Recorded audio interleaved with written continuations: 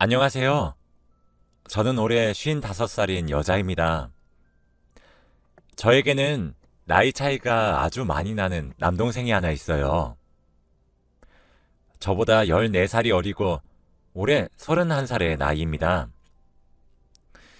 제 남동생의 결혼을 앞두고 참 기분이 싱숭생숭해 이렇게 글을 쓰게 되었어요. 저희 부모님은 금술이 참 좋으셨습니다. 어린 나이에 결혼하기 전 저를 가지셨고 저를 책임지기 위해 가정을 꾸리셨습니다. 스물이란 나이에 저를 낳으신 부모님은 제가 태어나면서 아등바등 사셔야 했습니다. 신생아에겐 참 많은 것들이 필요로 했으니까요.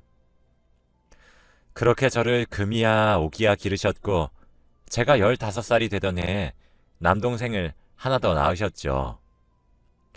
그의 나이라고 해봤자 어머니와 아버지 두 분 다 30대 중반이셨거든요. 그런데 제 어머니는 몸이 정말 연약하신 분이셨어요. 그래서 제가 힘들게 태어났다고 들었거든요. 저는 그래도 어머니가 젊었을 때 낳아서 괜찮았을지 몰라도 30의 중반의 나이에 한 번 더 하는 출산은 어머니께 꽤 위험했었나 봅니다. 어머니는 남동생을 낳고 그렇게 눈을 더는 뜨지 못하셨어요. 저희 아버지는 그렇게 아들을 얻고 아내를 잃어야만 했습니다. 제가 곁에서 지켜봐 왔을 때에도 아버지는 어머니를 참 많이 사랑하셨습니다. 동네에서 보기 드문 인꼬 부부라고 소문이 날 정도셨죠. 그래서 아버지는 새로 태어난 제 남동생의 탄생보다 어머니를 잃은 슬픔에 더욱 빠져 계셨습니다. 그래서 남동생을 돌보는 것은 오롯이 제 몫이 되어버렸죠. 어머님을 보내신 후에도 아버지는 돈을 계속 벌어야 했기 때문에 저는 남동생을 제가 키워야만 했죠. 처음엔 남동생이 참으로 미웠습니다. 조그만 이 존재 하나 때문에 제가 사랑하는 어머니는 하늘나라로 가셨고 아버지도 더 이상 웃음을 지어주시지 않으니 제가 얼마나 원망했는지 몰라요. 그런데도 그 아이는 잘 울지도 않았습니다. 잠도 잘 잤고 보채는 것도 없었죠. 지금 생각해보면 갓난아이가 저렇게 순할 수 있나 싶을 정도로 매우 순한 아이였던 거죠. 저희 사정을 불쌍히 여기신 앞집 아주머니가 참 많이 도와주셨습니다. 저희 아버지는 지역을 돌아다니면서 일을 하셔서 집에 저와 남동생만 있어야 했는데 제가 학교에 가 있는 시간 동안에는 앞집 아주머니가 남동생을 봐주셨어요. 제가 학업을 졸업하고 성인의 나이가 되었을 때 제 남동생은 고작 6살이었습니다. 그런데 그때 예상치 못한 비극이 찾아왔어요. 전생에 제가 나라를 팔아먹었던 것인지 아버지가 그만 교통사고로 중태에 빠져버렸습니다. 응급 상황을 여러 번 넘기시다 결국 6년 만에 어머니의 뒤를 이으셨어요. 제겐 아버지의 사망보험금 1억이 전부였습니다. 1억으로 이제 6살이 된 남동생과 성인이 된 제가 사회에서 살아남는다는 사실은 정말 말도 안 되는 일이었습니다. 전 선택해야 했어요. 대학을 포기하고 남동생을 키우는 것에 올인할 것인지 사망보험금으로 대학까지는 졸업을 할 것인지를 말이에요. 처음에 대학이고 뭐고 공장에 당장이라도 취직해 일을 하려고 했어요. 대학에서 합격 발표가 나서 등록금을 내야 했지만 당장 부모가 없는 상태였고 앞으로를 위해 학업을 포기하려고 했습니다. 그런데 그때 앞집 아주머니께서 그러지 말라고 말씀하시더군요. 자신이 조금 더 도와줄 수 있으니 대학교를 나와야 한다고, 그래야 하늘에 있는 부모님이 덜 미안하실 거라고 하면서 말이에요. 그때 아주머니에게 안겨서 눈앞이 막막하다고 아주 펑펑 울었습니다. 그런 저를 아이고 불쌍하다. 아이고 불쌍해서 어떻게 하니? 라고 하시며 저를 끌어안고 함께 눈물을 흘려주셨습니다. 그렇게 저는 대학 생활과 육아를 함께하게 되었답니다. 주위에서도 손가락질을 참 많이 받았어요. 애가 애를 업고 다니니 미혼모란 소문도 많이 났죠. 동생도 엄마의 손길이 아닌 서툰 누나의 손길로 자랐기 때문에 저를 종종 엄마라고 부르기도 했었거든요. 대학교 공부를 해도 전 친구들을 제대로 사귈 수가 없었어요. 빠르게 집으로 가서 아이를 봐야 했거든요. 제가 친구들과 함께 놀 돈도 아까웠고, 제가 그렇게 밖으로 나돌면 나돌수록 제 남동생은 남들보다 뒤처지게 될 테니까요. 제 손으로 아이를 키우고 있다 보니 그것도 싫더라고요. 학교에 가서 공부를 하고 집으로 돌아와 아이를 돌보고 아이를 재운 뒤 늦은 밤부터 새벽까지 아르바이트를 해서 돈을 벌어야 했습니다. 아빠의 목숨값을 허투루 쓸 수는 없었거든요. 지쳐 쓰러지고 싶을 때마다 남동생의 얼굴을 봤고 다 내던지고 도망치고 싶을 때도 남동생의 얼굴을 보면서 꾹꾹 참고 견뎠어요. 제가 저 아이를 버리면 저 아이는 정말 천의 고아가 되어버리니까요. 제게 내려진 책임감이 저를 짓눌렀지만 버텨야만 했어요. 쉽게 아플 수도 없었죠. 정신력으로 버티고 또 버텼습니다. 지금 똑같이 다시 한 번 더 해보라고 하면 아마 못할 거예요. 그렇게 남동생은 하루가 다르게 쑥쑥 컸고 초등학교에 입학하게 되었죠. 남동생은 초등학교에서 교육을 받는 6년 동안 늦게 알아도 될 법한 진실들을 알게 되었습니다. 우리 집에는 부모가 없다는 사실과 그리 부유하지 않다는 사실, 그리고 우리가 고아란 사실이 많이 티가 난 것도 알게 되었습니다. 그래서 동네 사람들에게 우리가 동정받고 있다는 사실까지 말이에요. 앞집 아주머니와 같이 좋은 어른들도 많았지만 그런 우리의 겉모습만 보고 손가락질을 하는 나쁜 어른들도 있다는 사실도 알게 되었죠. 남동생은 학교에서도 놀림도 많이 받았습니다. 부모가 없다는 문제로 말이에요. 그런데 우리 남동생은 제게 그런 것들을 하나도 티내지 않았어요. 아마 그 당시 어린아이의 시선에 보기에도 20대의 여자 혼자서 아이까지 책임지는 것이 상당히 벅차 보였나 봐요. 나중에 남동생의 담임선생님께 상담을 받으러 갔다가 그렇게 놀림을 받고 있는 광경을 목격했을 때 제 심정은 아마 아무도 모르실 겁니다. 저는 결혼도 출산도 하지 않았지만 이미 남동생을 제 아이처럼 기르고 있었기 때문에 부모의 마음과 다를 바 없었거든요. 누나를 걱정시키고 싶지 않다는 남동생의 마음을 존중해 저도 끝내 모른 척을 했습니다. 마음 같아서는 내 동생을 괴롭히는 아이들의 머리통을 갈겨주고 그 집 부모들을 찾아가서 아주 쑥대밭을 만들어주고 싶은 마음이 굴뚝 같았는데 남동생의 자존심을 위해 참았습니다. 남동생은 그런 와중에도 공부도 곧잘 했어요. 형편이 여의치 않아 비싼 과외 한번 제대로 시켜주지 못했지만 항상 전교에서 5손가락 안에 드는 수재였죠.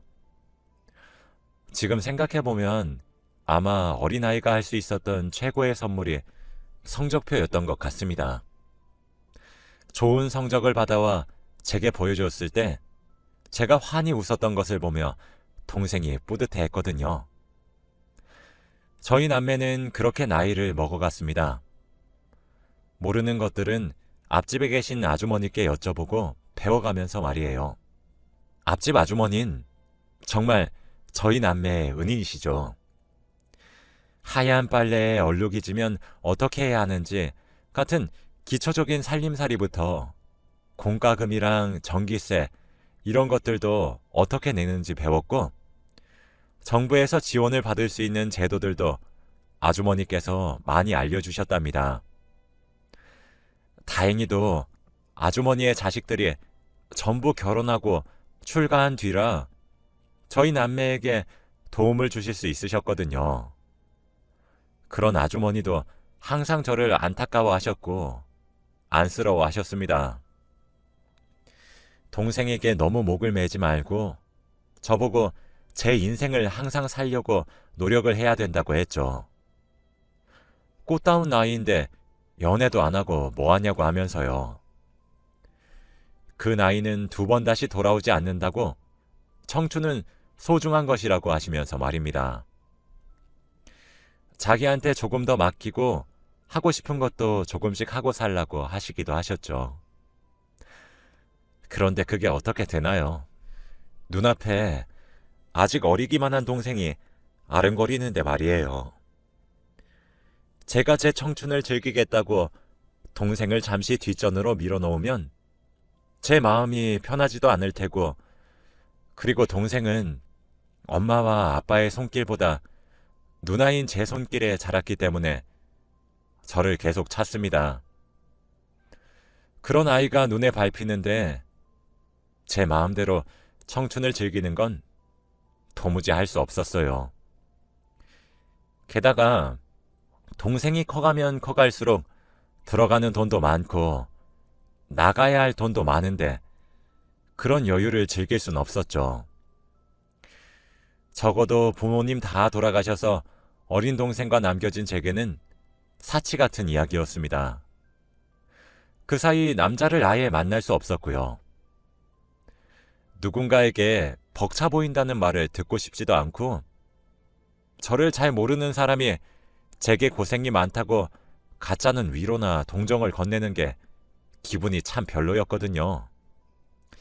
그래서인지 저도 제 인생을 산다는 것보단 동생을 위해 살아왔다는 생각이 들기도 하네요. 그렇게 저는 결혼이라는 건 아예 포기를 했습니다.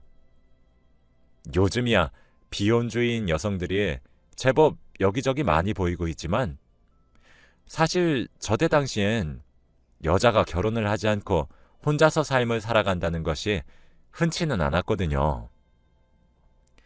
저도 앞집 아주머니께 얼마나 잔소리를 들었는지 몰라요. 그 사이 제 동생은 점점 나이를 먹어갔고 고등학교까지 졸업을 앞두고 있었습니다. 눈 깜짝할 새에 성인을 앞두고 있었죠. 동생에게 남들 다 한다는 비싼 과외는 한 번도 시켜주지 못했지만, 학창시절 내내 전교에서 5손가락에 들 정도로 열심히 공부를 해서 그런지 명문대에도 철석 합격을 했지요. 제게 명문대 합격 증서를 내밀면서 말해주더라고요. 동생에겐 사실 꿈이 하나 있었습니다. 그런데 다른 아이들처럼 구체적인 직업을 가지겠다는 꿈이 아니었어요. 형체가 없었거든요. 그 꿈은 바로 제게 효도하고 꼭 호강을 시켜주겠다는 꿈이었습니다. 그래서 꼭 성공을 해야겠다 다짐을 했다고 해요. 왜 그런 꿈을 꿨냐고 물어봤더니 동생이 그러더라고요. 제가 우는 모습을 한번 본 적이 있는데 그게 아직까지도 잊혀지지가 않고 눈앞에 그 모습이 그려진다고 말이에요. 그 모습을 목격했던 당시에 동생은 아주 어린 나이였는데, 제가 다른 날과 마찬가지로 동생을 재웠던 날이더군요. 동생을 재우고 난 후 혹시라도 제가 우는 소리가 새어나가게 되어 그 소리에 동생이 잠에서 깰까 싶어 입을 막고 울음을 삼키면서 서럽게 울었었나 봅니다. 구석에 쪼그리고 앉아서 말이에요. 사실 그 시절에 눈물이 참 많았었거든요.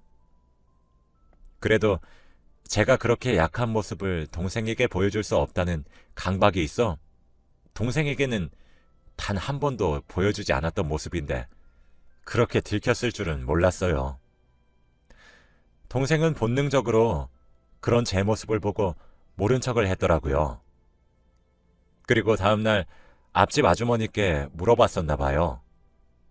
우리 누나는 자신이 어떻게 해야 더 이상 울지 않을 수 있냐고요. 그때 아주머니가 동생에게 그런 말을 했대요. 나중에 네가 다 갚아줘야 한다. 너희 누나한테 사랑받은 것도 다 갚아주면 돼. 그러면 된다. 고생하는 누나를 보고 절대 엇나가지 말고 착하고 바르게 커야 해. 공부도 많이 해서 훌륭한 사람이 되면 더 좋지. 라고 말이에요. 그때 동생이 훌륭한 사람이 되면 누나가 많이 기뻐할까요? 라고 물었답니다. 그랬더니 아주머니가 당연하지. 라고 대답했다고 하더라고요. 그때부터 동생의 꿈은 제가 한박 웃음을 지으며 행복하게 사는 것이었다고 해요. 공부를 하다가도 얼마나 하기 싫었던 적이 많았는지 아냐고 웃으면서 말하다가 제게 그랬어요. 근데 누나, 아무리 하기 싫어도 나는 내 어린 시절의 누나를 떠올려 보면 항상 밤마다 나 몰래 눈물을 삼키고 있었던 모습밖에 떠오르지 않아서 공부가 너무 하기 싫었지만 그만둘 수 없었어. 난 어려서 누나가 얼마나 많은 것들을 포기해야 했는지 당시에 알지 못했지만 누나가 힘들어한다는 사실과 그런 모습을 나에게 숨기고 싶어 한다는 사실은 알고 있었거든. 그리고 나도 점점 그 시절 나를 떠맡았던 누나의 나이가 되어버리니까 누나가 얼마나 많은 것들을 포기하고 날 책임져 줬는지도 잘 알겠어. 누나, 그동안 너무 고마웠고 사랑해. 나도 이제 성인이니까 이젠 누나가 하고 싶은 것들 하면서 살았으면 좋겠어. 라고 하더라고요. 저는 동생의 그 말에 제가 많이 힘들어했고 어쩌면 조금 원망도 했었던 지난 힘들었던 순간들을 보상받는 듯 했습니다. 지금도 그렇게 말을 해준 순간이 눈에 선하네요. 그렇게 든든하게 커온 제 동생이 몇 달 전 제게 결혼하고 싶은 여자가 생겼다고 꼭 소개해주고 싶다며 제게 보여준 사람이 하나 있습니다. 동생은 대학에 입학하고 난 후 군대에 입대했고 전역 후에 같은 대학교의 한 여학생과 교제를 시작했어요. 처음 만든 여자친구였죠.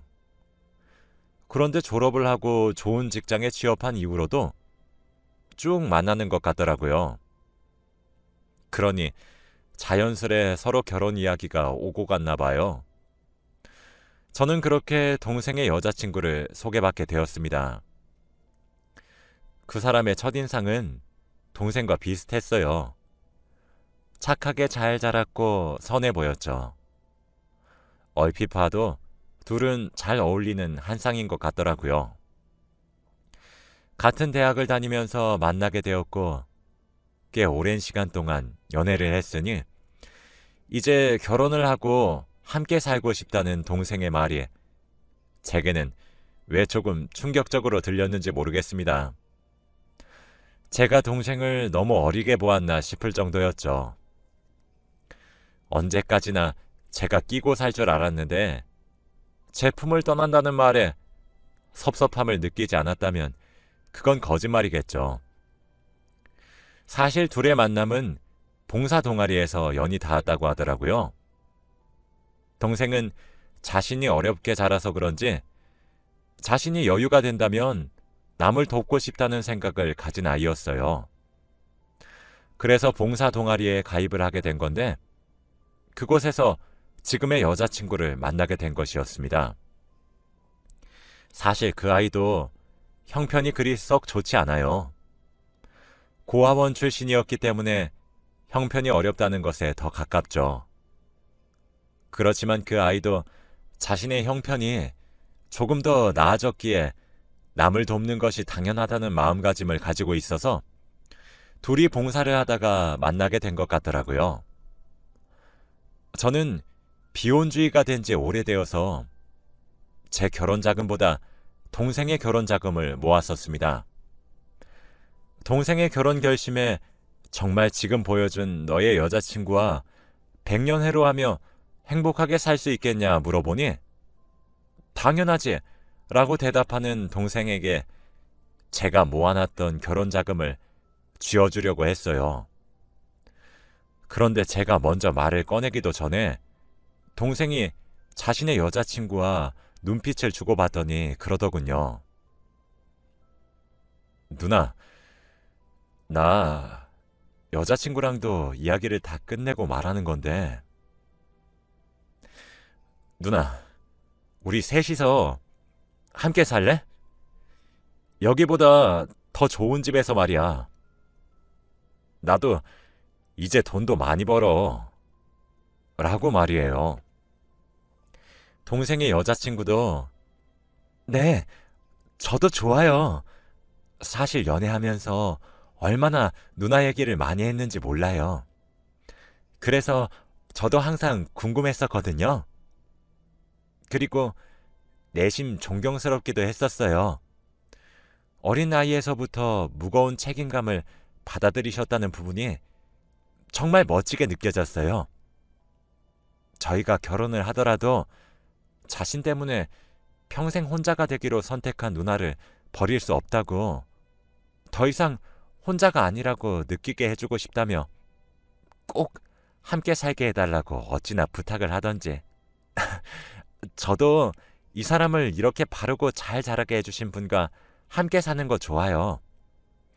부담 느끼셔서 거절하지 마시고 저희 함께 살아요. 네? 그리고 저도 제대로 된 가족이 없는걸요. 형님께서 제 가족이 되어주시면 안 될까요? 라고 하더라고요. 얼마나 울컥했는지 모를 겁니다. 결혼을 하면서도 저를 생각해준 제 남동생이나 그를 꼭 닮아 마음씨도 넓고 착한 여자친구나 어쩜 그리 순하고 바보 같은지.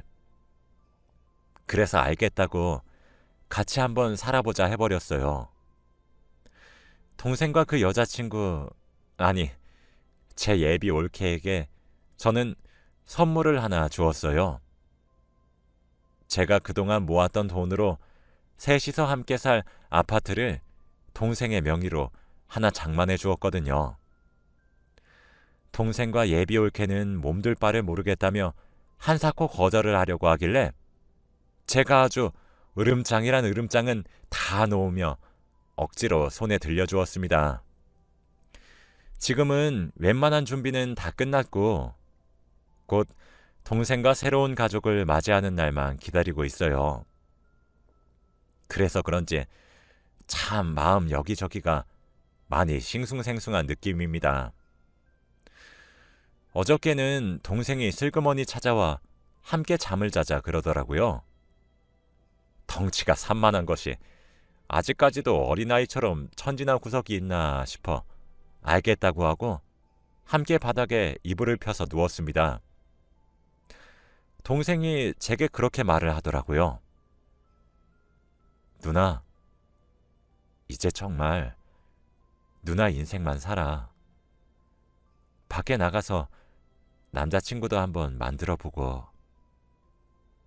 나 때문에 여지껏 제대로 된 연애도 못 해봤잖아. 나는 혜진이가 있잖아. 꼭 결혼하는 것이 아니더라도 누나 인생이잖아. 이제 누나 하고 싶은 것만 하고 살아. 누나 인생을 살아줘. 그동안 나 이렇게 바르게 자라게 해준 것도 다 누나 덕이고, 그래서 저렇게 좋은 사람을 만날 수 있었어. 이 모든 것들 다 누나 덕이야. 항상 고마워. 그리고 누나는 내 누나이기도 하지만 엄마이기도 하니까 내 결혼식 날에 혼주석에 꼭 앉아줘야 한다. 라고 하더라고요. 그렇게 말을 내뱉고는 쑥스러웠는지 등을 돌리며 잠을 청하는데 전 얼마나 감동을 받았는지 모르겠습니다. 제겐 너무 아들처럼 애틋한 제 동생을 동네방네 자랑하고 싶어 이렇게 글을 쓰게 되었어요. 곧 몇 달 뒤 제 동생은 결혼식을 올리게 됩니다. 동생네 부부의 새로운 출발을 여기 있는 여러분들 모두가 축복해 주셨으면 좋겠어요. 제 긴 이야기는 여기서 마치겠습니다. 들어주셔서 감사합니다. 여러분들도 오늘 행복한